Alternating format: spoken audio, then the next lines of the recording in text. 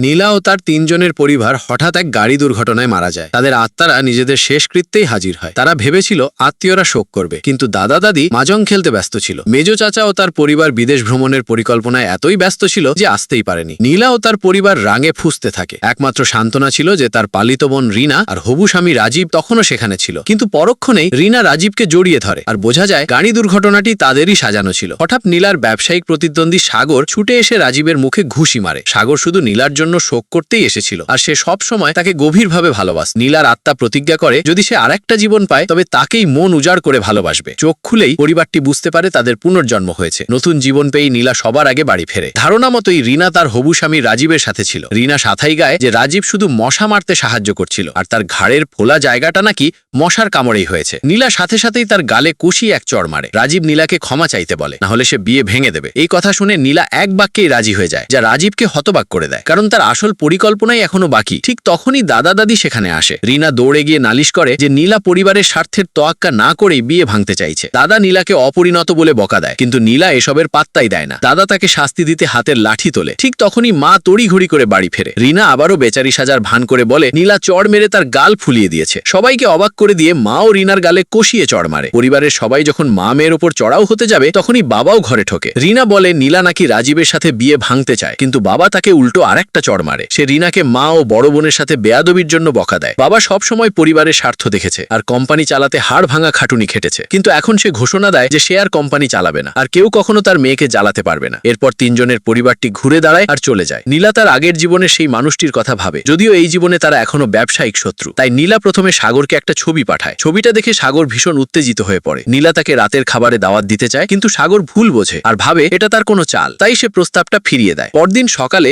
পরিবারের সবাই যখন নাস্তা করছিল, দাদি অভিযোগ করে যে খাবারে আর আগের মতো স্বাদ নেই। কাজের লোক জানায় যে নীলার মা প্রতিদিন খুব যত্ন করে খাবার বানাতো। ঠিক তখনই নীলা সিঁড়ি দিয়ে নিচে নামে। সে জানায় যে তার বাবা মা ইতোমধ্যেই ভ্রমণে বেরিয়ে গেছে। এরপর নীলা সাগরের কোম্পানিতে যায়। তাকে দেখা মাত্রই সাগর তার প্রতি তীব্র আকর্ষণ অনুভব করে।